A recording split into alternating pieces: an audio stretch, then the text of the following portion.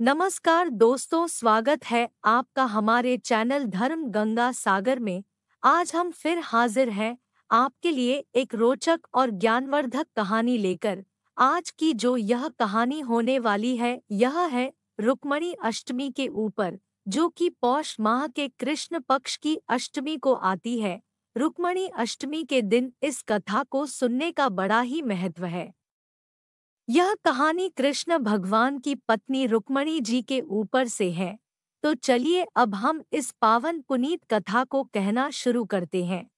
कहा जाता है कि इस दिन भगवान कृष्ण और रुक्मणी जी की पूजा की जाती है। ऐसा कहा जाता है कि इसी दिन देवी रुक्मणी जी का द्वापर युग में जन्म हुआ था। वे विदर्भ नरेश भीष्म की सुपुत्री थी। रुक्मिणी देवी को शास्त्रों में लक्ष्मी देवी का अवतार माना जाता है। माना जाता है कि रुक्मणी अष्टमी के दिन रुक्मणी जी की श्रद्धा पूर्वक पूजा अर्चना करने से सारी मनोकामना पूर्ण होती है और जीवन के समस्त कष्टों का अंत होता है। अब हम आपको सुनाते हैं रुक्मणी अष्टमी की कथा। दोस्तों, इस कथा को आप ध्यान पूर्वक सुनिएगा। द्वापर युग में विदर्भ देश के राजा भीष्म के यहाँ एक अति सुंदर कन्या ने जन्म लिया। जन्म के समय राजा की पुत्री इतनी सुंदर लग रही थी कि मानो साक्षात माता लक्ष्मी ने उनके घर में जन्म लिया है। राजा ने उनका नाम रुक्मणी रखा। राजकुमारी रुक्मणी के 5 भाई थे, रुक्कम, रुपर्त्न, रुक्मकेश और रुक्माली। धीरे धीरे वे बड़ी होती गई और उनके मुख का तेज बढ़ते गया। उसे सभी लोग लक्ष्मी रूप मानते थे। रुक्मणी ज्यादातर अपने पिता भीष्म के साथ रहती थी। उस समय राजा से कोई भी मिलने आता तो भगवान विष्णु जी के शरीर का गुणगान करते। श्री कृष्ण जी की प्रशंसा सुनकर रुक्मणी जी ने मन ही मन में कृष्ण जी को अपने पति रूप में चुन लिया।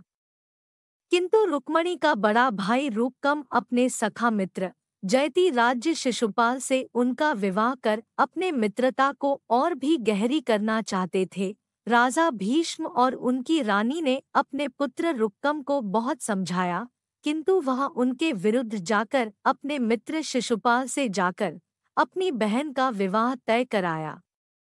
जिसके बाद राजकुमारी रुक्मणी बहुत दुखी हुई और कुछ दिनों के बाद शादी की तारीख भी तय हो गई। पूरे राज्य में राजकुमारी रुक्मणी के विवाह की तैयारी होने लगी। तब रुक्मणी ने अपने कुलगुरु को अपना संदेश दिया और कहा कि हे गुरुदेव, आप शीघ्र ही द्वारिका नगरी जाएं और हमारा संदेशा श्री कृष्ण जी को दे। इसके बाद वह द्वारिका नगरी गए और श्री कृष्ण जी को सारा वृत्तांत सुना दिया।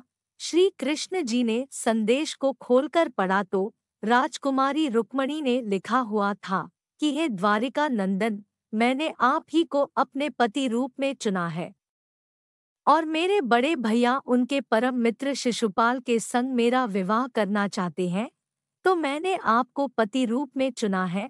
तो मैं किसी और से विवाह नहीं कर सकती। कृपया करके मुझे अपने चरणों की दासी बना ले।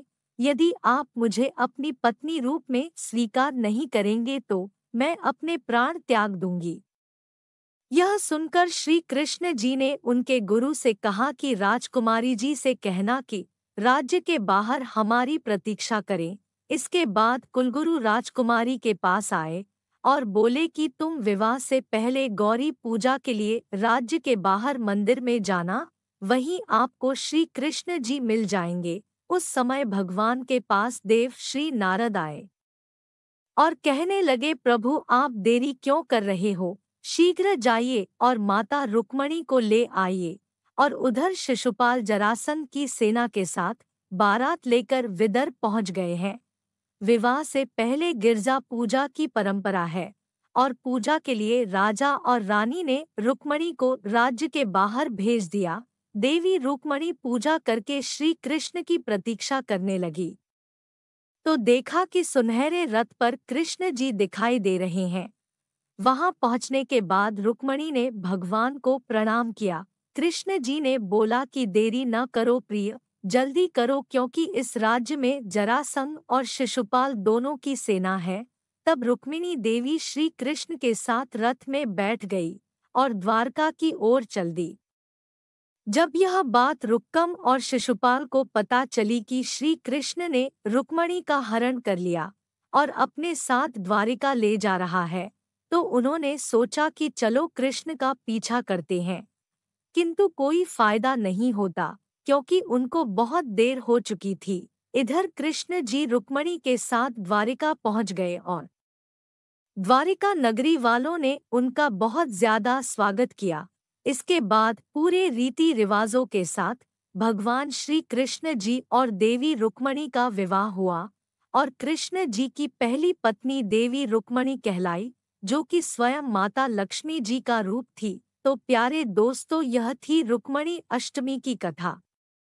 कमेंट सेक्शन में कमेंट करके बताइएगा कि कैसी लगी आपको यह कथा। यदि आपको यह कहानी पसंद आई हो तो हमारे चैनल को सब्सक्राइब करिए, वीडियो को लाइक करिए, शेयर करिए और बेल आइकन को टच करें। मिलते हैं आपसे अगले वीडियो में, तब तक के लिए धन्यवाद।